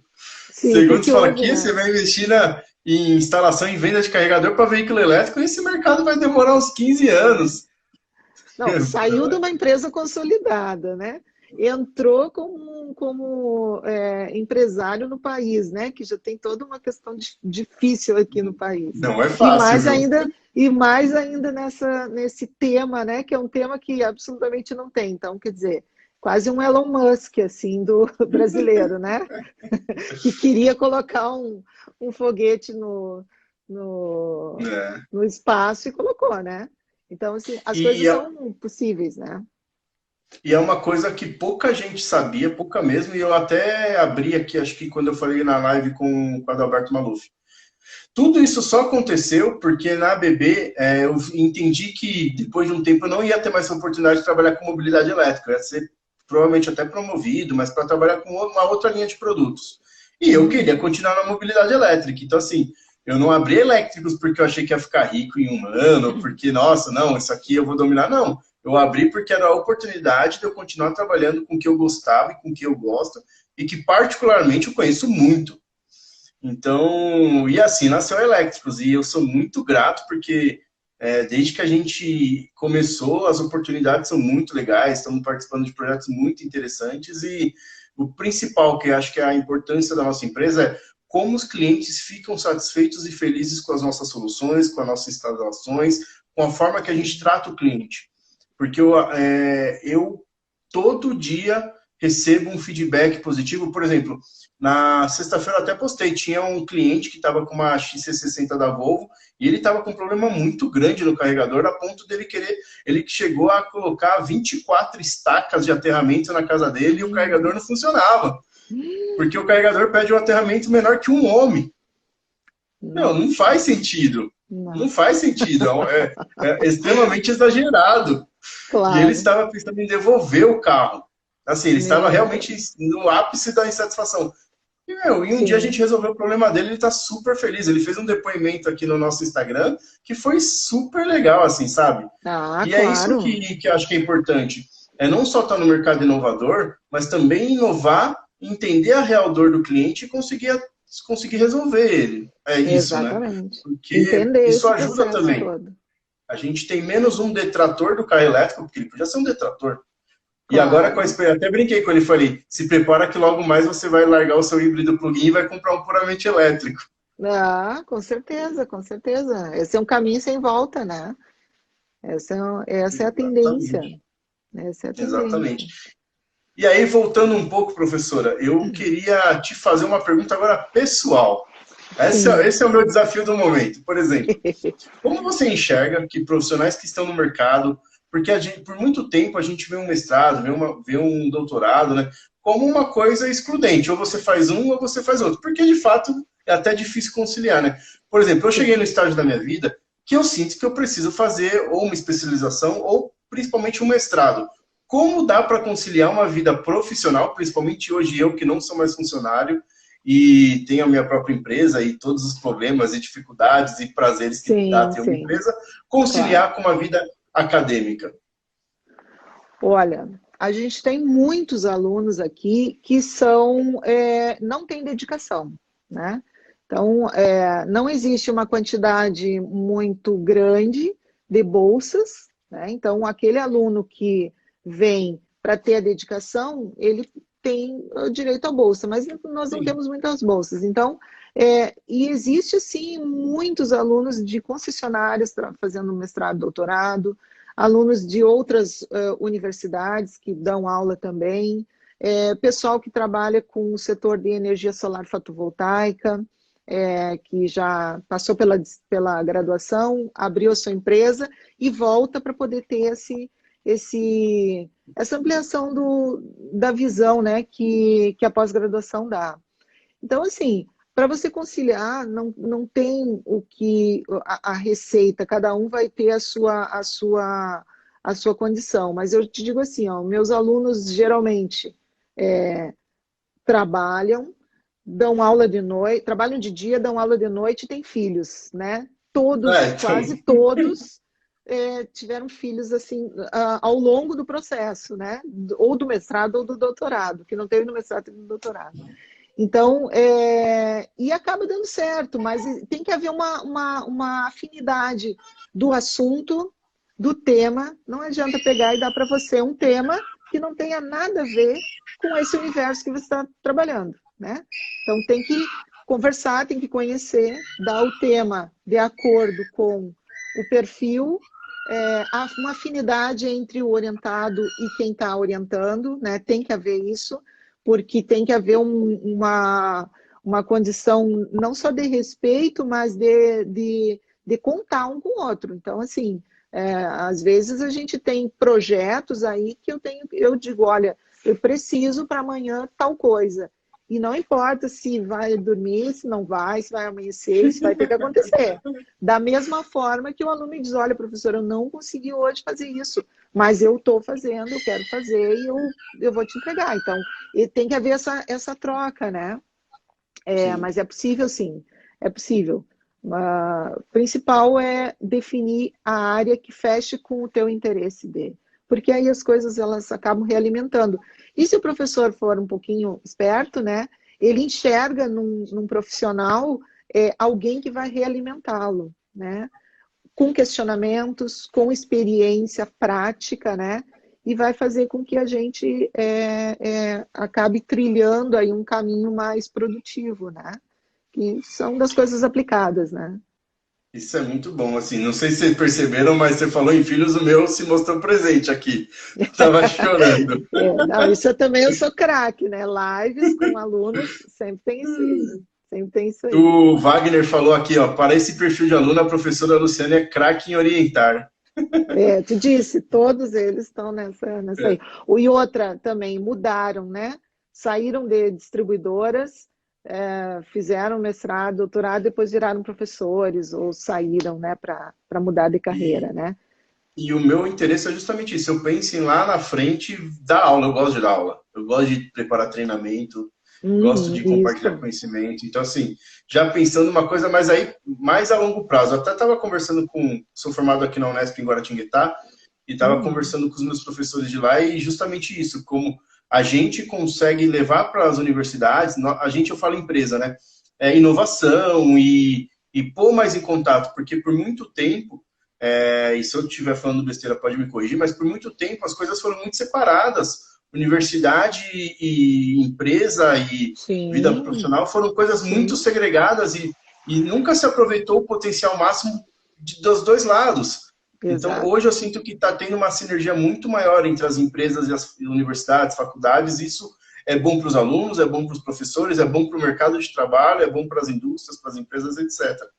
Exatamente. E justamente isso, de repente pegar uma matéria como optativa, começar a dar aula, por exemplo, um optativo uma vez por mês, uma vez a cada 15 dias, e de repente, aí uma vontade que eu tenho de fazer mestrado para que daqui a um tempo, quando as coisas estiverem um pouco mais estáveis, embora acho que nunca vai estar estável, se preparar não para uma dedicação exclusiva na universidade, mas sim para poder contribuir com uma ou duas matérias que eu domino.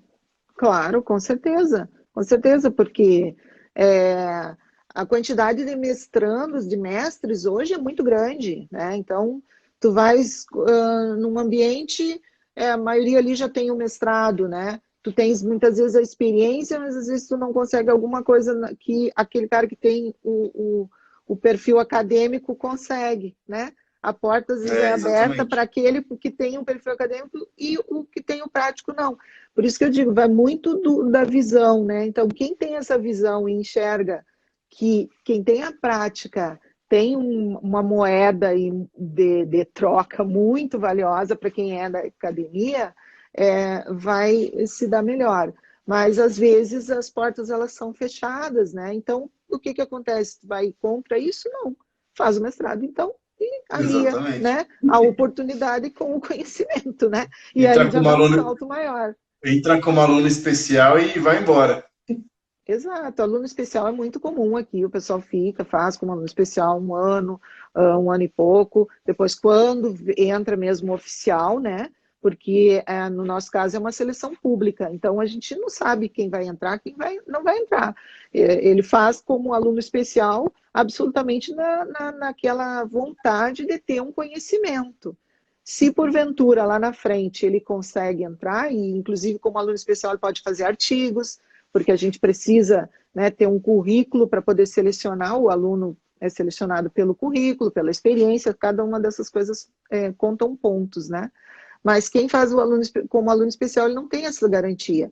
Porém, ele vai com esse ímpeto, né, de conhecer coisas novas, de abrir a mente, de enxergar um horizonte maior, se prepara, faz alguns artigos e acaba entrando, né, porque preparou o currículo, enfim, e tem condição de competir com aquele que já é puramente acadêmico, né? Geralmente, aquele que é puramente acadêmico já tem mais artigos, já mais publicações, então ele tem vamos dizer, um diferencial nesses processos seletivos, se eles são aqueles que priorizam isso, né? Depende, cada edital tem a sua chamada. Último ponto antes de mudar para um assunto que o Zeno está aguardando aí loucamente, que é o Vitudi, mas eu estava conversando com um professor muito amigo meu da Unesp, que praticamente é o professor que foi responsável pela mudança da minha vida, assim. Que o professor que me concedeu a bolsa para morar na Europa. E isso me mudou completamente, como aluno, como profissional, como pessoa. Mudou totalmente minha cabeça, eu voltei outra pessoa. Sim. E ele estava falando justamente isso, que hoje o desafio dele é como trabalhar menos papers e mais prática. Então, assim, fazer aquilo que os alunos estão trabalhando, que viram papers, também virem ações práticas para o benefício da sociedade. Que eu acho que é um ponto também que, por muito tempo, as universidades construíram muitos artigos, mas que pouca coisa se tornou concreta em benefício do Brasil, em benefício da sociedade. E que eu acho que esse é um desafio muito grande para as universidades e que eu vejo que tem melhorado, assim, não melhorado, né? Porque não é que era ruim, mas eu vejo que tem mudado o foco e tem sido uma mudança muito positiva. E isso aconteceu, eu vejo na área técnica, muito fortemente em decorrência dos projetos de pesquisa e desenvolvimento da ANEEL, né? Na área de engenharia elétrica, isso fortemente aconteceu em virtude de que você tem um campo de atuação bem mais prático e fértil e uma troca maior. Então, isso acelerou esses processos na engenharia elétrica, né? Mas é uma tendência natural, acho que de um amadurecimento da academia aqui no Brasil, e a gente precisa ser cobrado de forma diferente, porque os papers existem porque nós somos cobrados pelos papers. Exatamente, né? Então, eu sei assim, disso. aí você precisa ficar produzindo artigos numa revista A1, A2 e tal, e colocando muito esforço ali, que poderia estar sendo colocado numa escrita de um projeto para conseguir um recurso que vai acabar trazendo uma empresa para dentro da universidade, ou agora com a lei de inovação, o próprio professor também ir para a empresa. Então, a lei de inovação, ela também propicia algumas mudanças assim que estão ocorrendo, né? Existem questionamentos legais, existem alguns receios, assim, mas a lei de inovação, em geral, ela foi colocada mais aberta para que a gente conseguisse atuar melhor, né? Tem também as questões das startups, né? Então, assim, tudo isso tá fervilhando, né? Muito mais. E aí, com certeza, o que está sendo desenvolvido lá no mestrado, por exemplo, uma startup já está sendo contratada para fazer. É mais ou menos o mecanismo que a gente tem nesses projetos aí com a Copel. Isso é muito legal. Ver como que a roda está girando melhor, né? Isso, e as coisas acontecem, né? Para você ver num dos projetos com a Copel, que é o de armazenamento, que nós temos dois hoje com a Copel, da chamada P21, que era armazenamento de energia, e o da P22, que é o da mobilidade elétrica. Na parte do armazenamento de energia, nós compramos precisávamos de um inversor híbrido, e uma das empresas ofertou esse inversor, e ela desenvolveu o primeiro inversor híbrido dela, né? como uma oportunidade de lançar no mercado um produto diferente, diferenciado, né? Ah, inversores híbridos já existem? Já existem, mas aquele que a gente precisava foi feito customizado para o projeto, ou seja, eu posso gerenciá-lo da maneira que a gente quer, né, dentro dos modelos lá que a gente está desenvolvendo. E aí a gente pode estressar e ver como que esse equipamento está reagindo. E a empresa começa, então, a trocar informações, né? Então, a gente já está indo para uma terceira versão desse inversor. O primeiro tinha alguns ajustes, o segundo também, e agora a gente está no terceiro, que a gente considera que vai ser aquele que vai dar o melhor resultado, né? E isso é um avanço, é uma troca entre nós, porque a gente viu as limitações que são impostas pelos componentes, pela empresa, pelos os desafios também, né, de tempo, de roteiro, de estrutura, cronograma que eles colocaram, né? Que muitas vezes a gente está na academia, exige alguma coisa, o aluno acha que aquilo ali é muito teórico, mas não. Na prática, você tem que ter esse cronograma. Não, o cronograma não é uma coisa que a gente pede só em projeto, né? O cronograma é uma coisa que existe para ser executado, né? E ser cumprido e ser cobrado. Então, essas coisas acontecem. Agora, no cômputo de tudo isso, né? O que eu destaco é a visão inovadora que a empresa tem que ter. E quando eu falo empresa, eu estou falando da concessionária, né? Essa lei da pesquisa e desenvolvimento no Brasil, ela surgiu lá no ano 2000. Então, lá no ano 2000, era muito difícil você falar em geração distribuída dentro de uma distribuidora de energia elétrica, né? E a gente sempre trabalhou, meu doutorado foi em geração distribuída, e eu concluí em 2004. Então, lá em 2000, quando começou, eu era ainda aluna de doutorado, eu acompanhava pesquisas de pessoas que me orientavam e que trabalhavam nessa linha de geração renovável, né, e de geração distribuída. Nem se falava em veículo elétrico ainda, eólico estava, né, já naquele processo mais avançado. Na época era célula combustível, tinha um mercado mais acelerado ali no ano 2000, e a energia solar fotovoltaica ainda estava naquela de ser muito cara, né, ainda muito distante ainda. Então, a concessionária ela era muito refratária a essas coisas. E isso foi um processo que foi sendo, vamos dizer assim, aprimorado em muitas delas. Mas tem umas que têm isso na raiz, né? E eu destaco, não porque trabalho com a Copel, mas porque, de fato, a Copel é uma distribuidora que já, na época lá da tarifa amarela, quando me lembro que eu estudava isso lá no mestrado, doutorado, já me chamava a atenção uma distribuidora no Brasil falar de uma tarifa diferenciada, né? Então, aquilo me chamava a atenção. E, de fato, as pessoas que trabalham lá, elas têm essa visão. E aí, obviamente, né, o setor de Smart Grid, o setor de inovação da concessionária, ele consegue enxergar a pesquisa como uma oportunidade para verificar se aquelas hipóteses ali que eles estão levantando, ou se aquelas informações que eles têm, elas vão ser aplicadas no seu próprio sistema. Né? Que oportunidades isso pode ter? Só com a pesquisa para saber. E no dia a dia, apagando incêndio, resolvendo o problema de alimentador e cliente, e DEC, FEC, isso não ocorre. Então, a pesquisa e desenvolvimento surgiu justamente para dar esse fôlego aí, né, da empresa enxergar. As que conseguem ter essa visão, né, a gente não trabalha só com a Copel, nós temos projeto com a CPFL, que também tem assim, uma visão para frente em relação à pesquisa, né, a C3E aqui no Rio Grande do Sul, algumas outras distribuidoras de menor porte aqui também, Muxel, Usina Nova Palma, enfim, já trabalhamos, mas essas são as maiores, assim, que vamos dizer assim, tu enxerga que conseguem ter uma visão mais proativa, né? Sim. Isso é bem legal, né?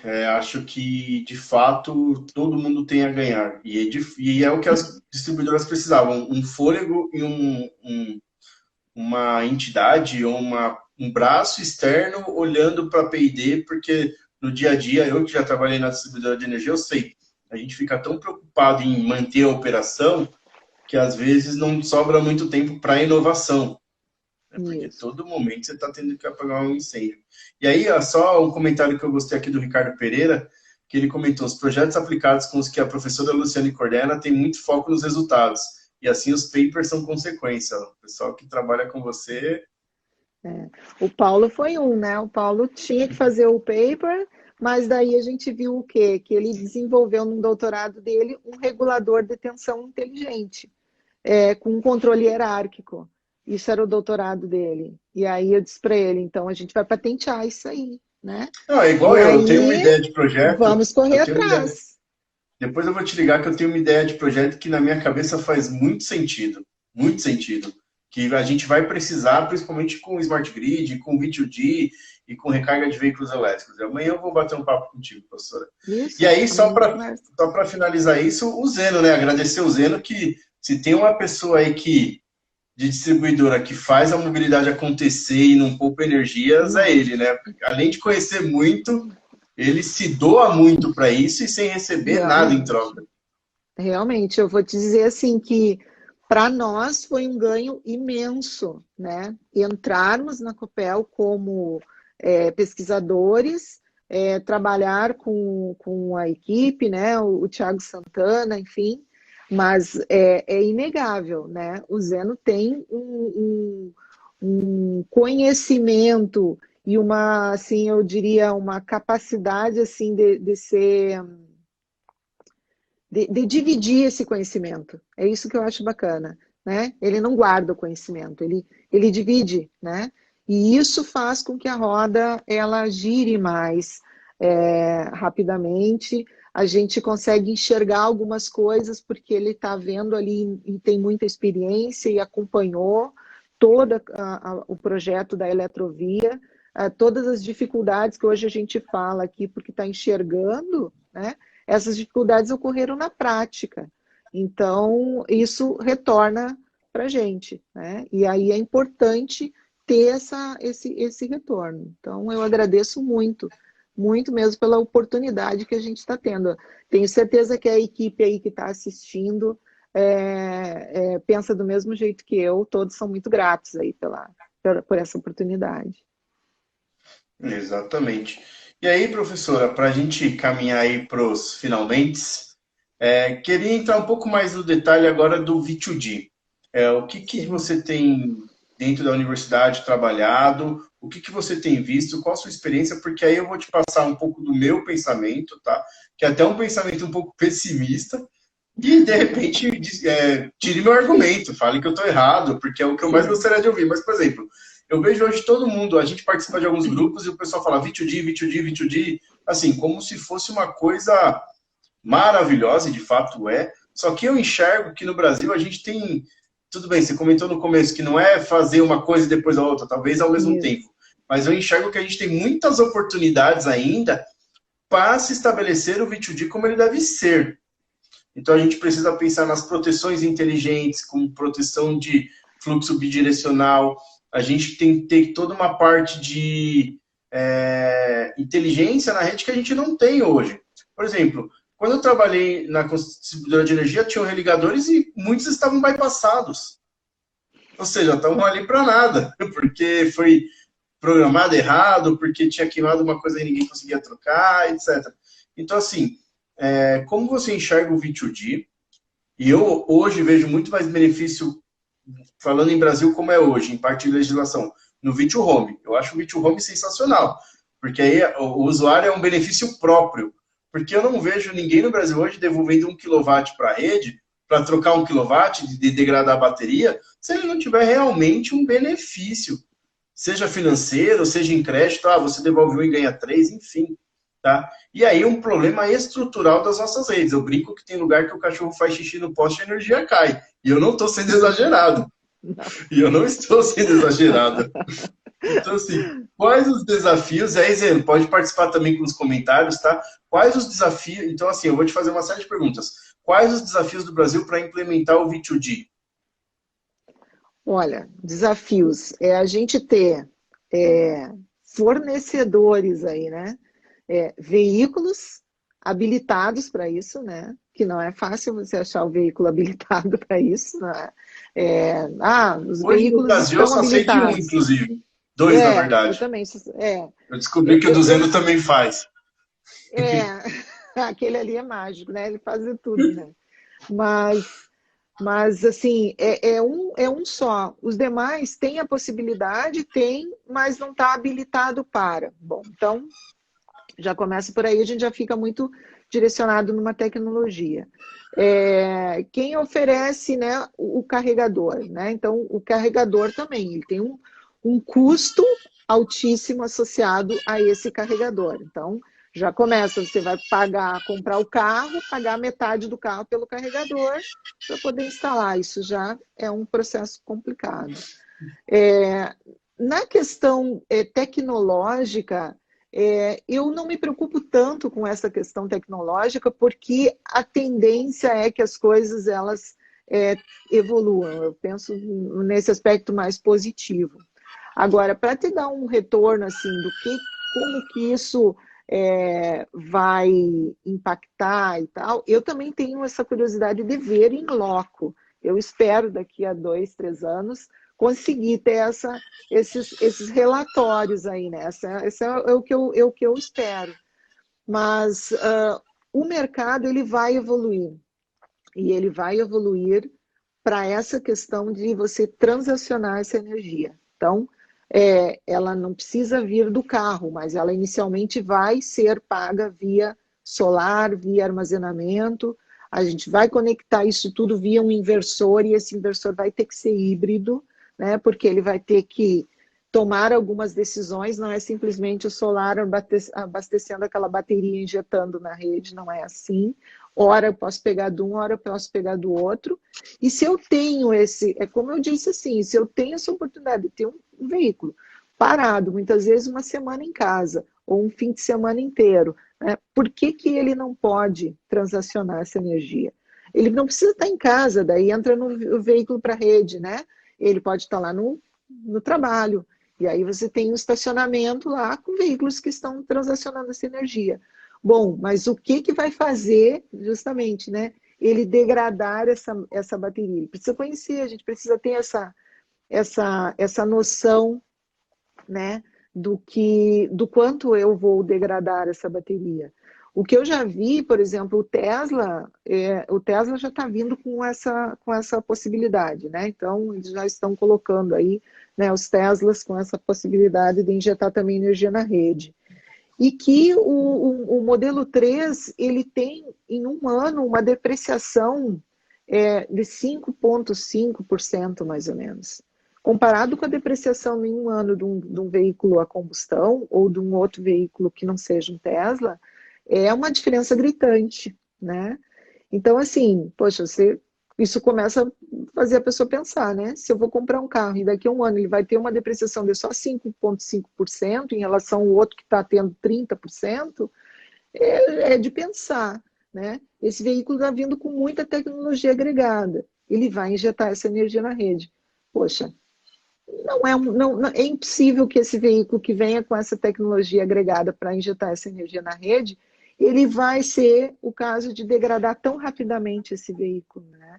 Então, as tecnologias já estão vindo, né, no sentido de garantir uma saúde, né, da vida aí desses componentes todos. Claro que tem uma degradação maior, óbvio que vai ter, você está, né, estressando esse equipamento. Agora, quanto que você vai ganhar nesse processo? Vai depender Exatamente. do modelo. E o modelo vai depender muito do horário, da condição, porque esses modelos também, eles não são fixos, né? Os modelos são adaptativos. Porque como que eu vou ter um modelo fixo de negócio considerando que eu tenho 3 casas lá com energia solar fotovoltaica? Bom, mas daqui a um mês eu vou ter 4 casas. Daqui a um ano eu vou ter 20 casas. Né? E aí o modelo é o mesmo de negócio? Não, o modelo de negócio ele tem que se adaptar a essas mudanças, a essas possibilidades. Né? E aí o veículo ele vai ser mais uma oportunidade, com certeza. Eu acho que é uma das possibilidades, sim. Mas, para isso, você não pode ter dois tipos de carregador, né? Você vai ter que ter isso num só, né? Já começa por aí. Ninguém vai estar comprando um para carregar e outro para fazer descarregar. Então, ele vai comprar o que faz o veículo para a rede, que faz as duas coisas. Ok, só que é muito mais caro. Então, ele vai ter que baratear essa tecnologia. À medida em que isso for aumentando, né, que a gente não tenha só esse um veículo, ou essa uma empresa, ou duas no Brasil, que a gente tenha mais aí que amplie essa concorrência, inclusive mundial, essas oportunidades elas vão ocorrer, isso não tenha dúvida. Mas que é uma bateria móvel de lítio pronta para ser utilizada e testada, isso com certeza. Eu tenho É isso. esperança ainda que eu vou conseguir fazer esses testes, né? Ah, eu imagino que sim. O Thiago Souza comentou, né, que antigamente o celular touchscreen também não fazia sentido. Mas assim, eu falo que hoje, nos dias de hoje, não faz sentido. Eu enxergo vários benefícios do V2D. Eu só acho que isso vai demorar um pouco mais de tempo. Não vejo o V2D factível aí no curto prazo, né? Eu vejo ele no médio e no longo prazo. E assim, médio e É longo que prazo eu falo assim, questão de 5 anos, por exemplo. sim, Entendeu? sim. Não, É que não aqui a acho que gente está num universo paralelo, assim, né? É muito difícil ter qualquer previsão, assim, do que vai acontecer, né? Porque se não houvesse esse Covid, se as condições econômicas estivessem mais estáveis, se o euro não poderíamos, tivesse R$ 6. exato, né? O dólar do preço que está, quer dizer, se essas coisas todas não tivessem acontecido, no país que já estava fragilizado, né? Já estava tentando começar um processo de se reerguer, a gente conseguiria imaginar que, bom, vai vir montadoras para cá. Agora, isso tem toda uma retração aí, né? A gente vai, lá em 2022, a gente não volta para 2019 ainda, né?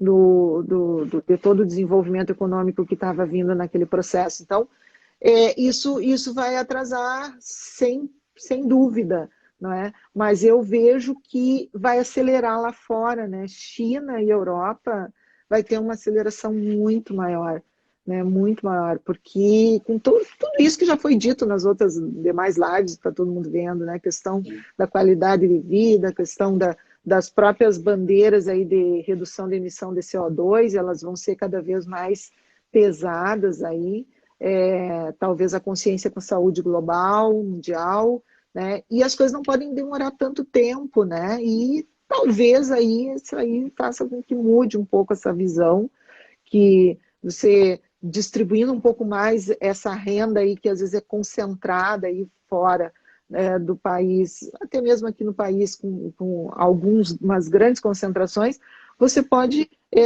ter mais emprego para as pessoas, pode matar a fome de quantas pessoas, né? Tem pessoas morrendo de fome, não é só aqui no Brasil, né? África, em Exatamente. tantos lugares.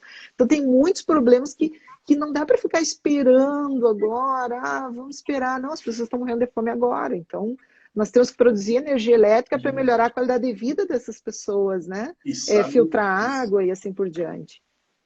saneamento básico, por exemplo. Isso, A exato. gente A está gente falando vai de carros ter. elétricos e V2D, mas É, 50% não tem saneamento básico.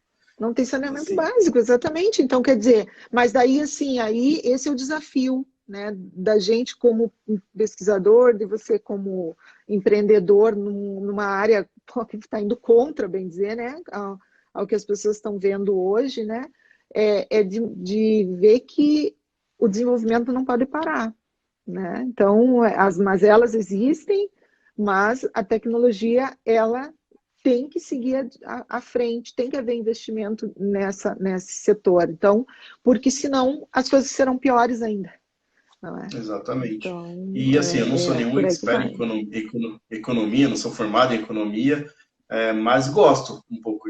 E eu acho que um dos grandes problemas do Brasil, se não o maior problema no Brasil, é a desigualdade social.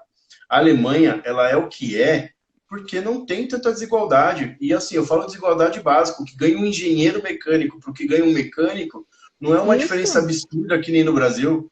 O que, por exemplo, eu morei na Suíça. Na Suíça, eu compartilhava lá na casa que eu morava, que era estilo moradia, uma VG, eu tinha um rapaz que trabalhava lá como motorista de caminhão.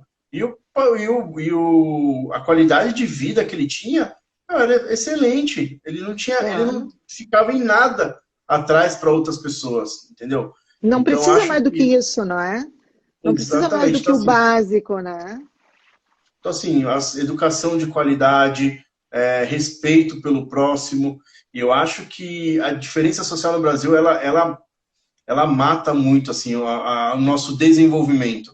Porque a gente tem uma grande parcela do dinheiro concentrada numa minoria muito, muito, muito pequena. E E, isso, e eu isso não é que vejo como vai que isso vai fazer ser com que mudado no Brasil. E eu, sinceramente, não sei como isso vai ser mudado no Brasil. E esse é um ponto que, por exemplo, uma live de mobilidade elétrica, mas está falando sobre essa economia. Sim, porque se a gente tem uma desigualdade tão grande, o mercado de veículos elétricos vai ser sempre uma muito coisa de difícil, nicho. claro. Vai ser Entendeu? sempre essa disparidade, né? Muito grande. Ou você ter carros muito caros, né? Não tem um investimento num veículo popular, por quê? Porque vale mais a pena fazer aqueles carros lá bem caros, porque não tem mercado, né, no popular. E aí o popular, para você inserir o veículo elétrico, ele tem que ter o que a gente falou.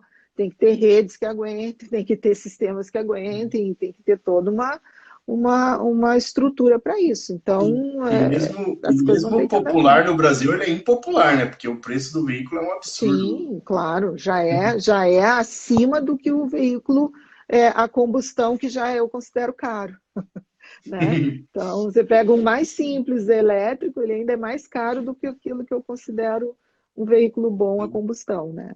Então, E não, eu mas falo que enfim, mesmo o veículo a combustão no Brasil também é caro.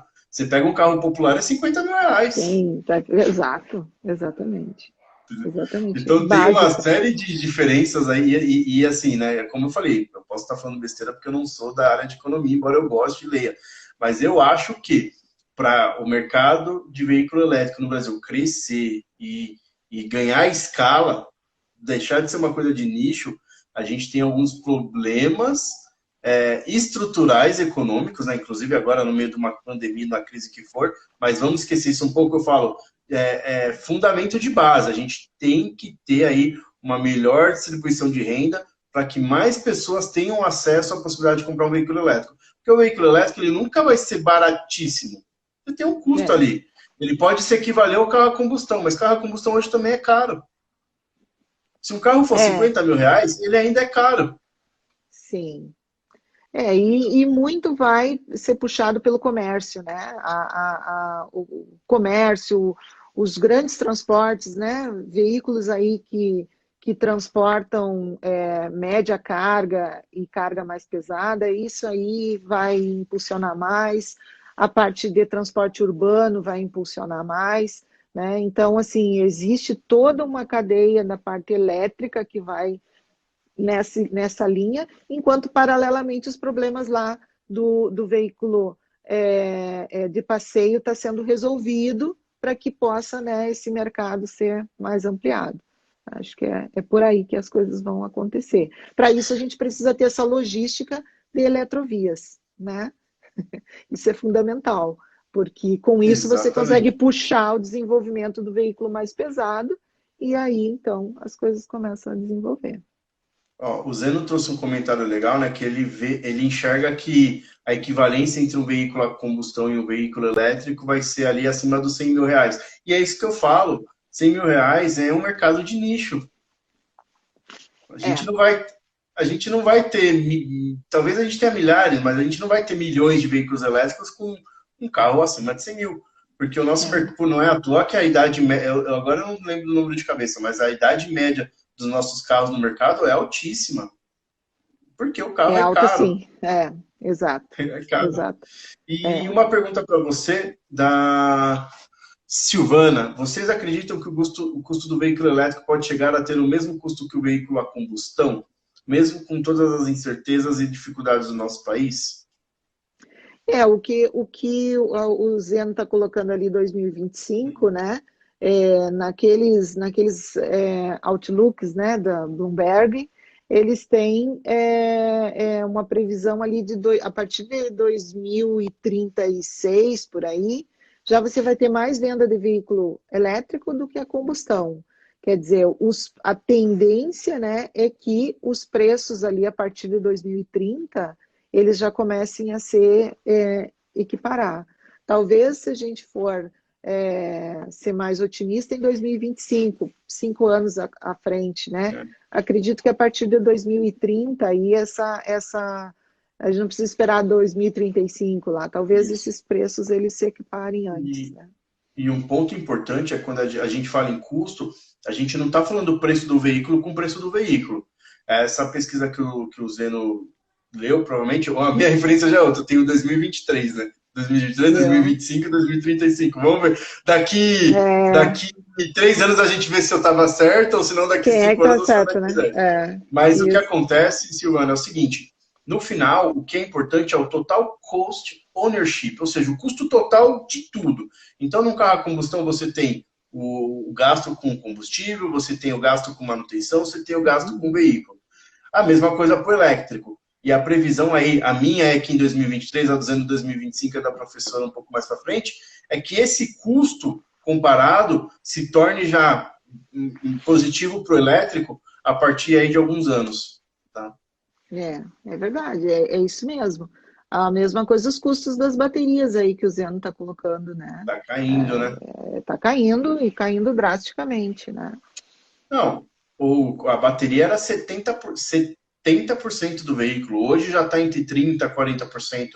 E a tendência é que a gente chegue aí numa bateria abaixo de $100 o quilowatt. E aí dizem que esse é o ponto de disrupção, né? A hora que ela baixar de $100, o mundo vai fazer sentido. O mundo dos elétricos fará sentido. É verdade. Aí, professor, então a gente falou dos desafios. Uma coisa que eu queria ver. Eu imagino que vocês têm pesquisado muito o que está sendo feito lá fora também, né? Principalmente no V2G. O que você tem visto de projetos talvez um pouco já mais desenvolvidos, com alguns resultados melhores? Tem alguma coisa já nas publicações, no conteúdo acadêmico? Como que tem sido essa parte de pesquisa e desenvolvimento lá fora? Esses avanços aí se dão, né, na parte da eletrônica, ali da conexão mesmo do veículo com a rede, né, em relação a componentes aí que tenham menores gaps, menores desgastes, enfim. E não tem como a gente fugir de dizer que na indústria do Japão e na China existem projetos aí onde você tem um avanço muito maior nessa linha, né? Por mais que se diga Estados Unidos, enfim, GM ou o próprio Tesla, né? Que também coloca essa situação. Mas, enfim, China e Japão são os locais onde você tem assim a maior quantidade de papers aí, de patentes, né, com sistemas que reduzam o desgaste da bateria, da própria conexão, que aumentem a vida útil do veículo. E aí tem vários modelos aí de desgaste da bateria para que você consiga, né, ter um desempenho melhor ali, né, na profundidade de descarga dela, e outros materiais aí que estão sendo aventados também em relação a sistemas de armazenamento, né? Então, é nessa linha. Mas o que a gente vê é um aumento muito forte aí de artigos colocando o gerenciamento residencial, incluindo o veículo para a rede. Então, o gerenciamento de energia residencial sempre tendo como premissa aí que o veículo ele vai injetar energia para a rede, né? Então, quando você trabalha com isso, você vai pegar modelos aí de desgaste de bateria, modelos de desempenho aí do próprio carro, enfim, associado à refrigeração dos componentes aí na carga e na descarga, que melhoram, né, algum percentual a vida útil desse equipamento e, consequentemente, alimenta esse modelo de gerenciamento, né? Então, artigos chineses, assim, é incrível. Você olha hoje, amanhã tem mais e depois mais. Diariamente eles estão surgindo, né? Assim como patentes desses componentes aí, né? Que as empresas estão desenvolvendo aí nos seus P&Ds aí, né? E você comentou um ponto que eu acho que é o ponto-chave para o desenvolvimento do V2G, que bateria dos veículos. A bateria tem avançado bastante a tecnologia e acho que aí é só questão de tempo termos baterias que trabalhem com temperaturas superiores, sem tanta degradação, Isso, com outros componentes. Esse para mim é o ponto-chave. A hora que a gente exato. chegar nesse ponto de diminuir a degradação, aumentar o número de ciclos, aumentar a capacidade de carga, seja com novos componentes, né? O pessoal fala grafeno ou outros metais, aí a gente Sim, vai ter um benefício muito grande, porque eu exato. tive num congresso em Munique ano passado e tem empresa aí prometendo bateria com autonomia acima de 1.000 quilômetros para É, 2023. aham. E aí, assim, a gente vai conseguir ter esses testes de autonomia mais realísticos, né? Porque os testes hoje de autonomia, eles são bacanas de ver, né? 500 e poucos quilômetros, né? Mas tem que andar assim, né? Sem o ar-condicionado, né? Não pode ter mais do que uma pessoa dentro do carro, né? A pessoa não pode ser muito pesada, né? Não, tem que andar assim num lugar que não seja com muito aclive, né? Então, é óbvio que a gente precisa de mais autonomia para isso. E no momento que você tem mais autonomia, né, você também vai, talvez, demorar mais para carregar com a tecnologia que tem hoje. Mas aí a tecnologia de recarga também vai acabar acelerando e você vai conseguir também ter isso. Só que o impacto na rede vai ser significativo. E aí segue, né, os estudos aí para gerenciamento E, desse e sistema. Exatamente, e eu acho que esse é o segredo. Hoje o desenvolvimento está na bateria, até mesmo porque, por exemplo, você pode espalhar carregadores DC pelo Brasil, pelo mundo inteiro, mas a recarga DC ela não é tão boa para o veículo, pelo menos na tecnologia que tem hoje. É tanto Exato. que não é recomendado, o falou isso para a gente Sim, que aqui você semana fique passada, claro. não é recomendado que você sempre faça recarga DC. O recomendado Exato. é que você faça a recarga mais lenta que você puder, que vai te atender. Claro, claro. Então, assim, a partir do momento que você tiver baterias aí com 1.000 quilômetros de autonomia, conseguindo condicionar cada vez mais carga, você vai poder rodar trechos maiores, porque também acho difícil alguém conseguir rodar, por exemplo, mais que 1.000 quilômetros num dia. E aí você vai ter que descansar, você vai dormir e você vai ter a noite inteira para Exato. carregar aquele Vai ter o veículo. tempo. Uhum. Exatamente, exatamente. E aí, o restante fica dentro dessa logística aí, dos que ficam, né, entre um caminho e outro, né? Você vai ter a quantidade muito grande aí de veículos pesados, enfim. Então, é infinitas as opções aí, as oportunidades, né? Por isso que eu comecei falando de oportunidade e já termino falando de oportunidade, né? Porque Exatamente. eu não E consigo assim, enxergar o problema, mas a oportunidade. pessoal, meu ponto de vista, os carregadores DC são extremamente importantes e temos que ter sim milhares espalhados Exato, pelo Brasil. O que a gente tem que entender é que, para o veículo hoje, o ideal é que não seja feita uma recarga em DC. E aí, com o aumento da autonomia, aumenta a possibilidade de você poder fazer recargas com mais tempo e que degradem menos a bateria. E aí, degrade deixa a menos a recarga bateria. DC para realmente quando você precisar, numa situação de que você não vai conseguir fazer uma parada, ou que você tenha uma emergência, mas não que você seja extremamente dependente do carregador DC para você conseguir continuar todas as suas viagens. Sim, ou que diga, eu preciso sempre ser rápido, né? Preciso carregar ali Isso, em 15, 30 minutos. Não é assim, né? São situações que têm que ser avaliadas. E essas situações não vão ser avaliadas pelo usuário. Elas têm que ser avaliadas por uma inteligência que está no carro ou que está em alguma nuvem por aí que vai se comunicar. Porque são muitos fatores. Né? Então, são muitos fatores. Não é o usuário fazer, será que vai degradar ou não? Eu vou lá e vou colocar mesmo. E não quero saber. Eu não sei. Eu duvido que degrade tanto, né? As pessoas têm esse costume de duvidar que vai acontecer uma coisa ruim, né? Mas o sistema é que tem que indicar. Porque quando você enxerga no celular ou na tela do computador do carro uma cor vermelha dizendo, olha, não faça isso. Bom, aí é muito mais fácil dele entender do que o que está na mente, né? Que ele não está vendo. Exatamente.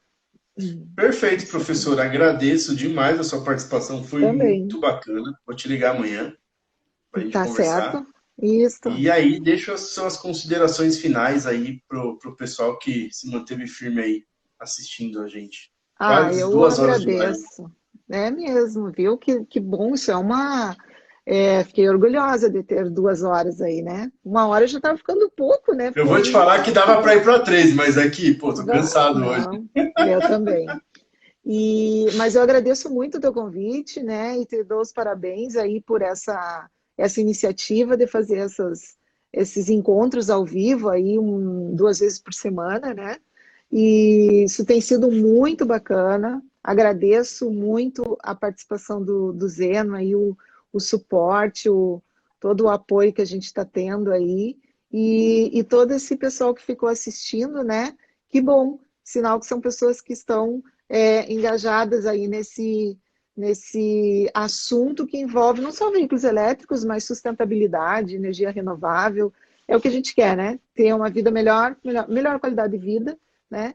E energia disponível para todos aí, né? Porque energia é qualidade de vida, né?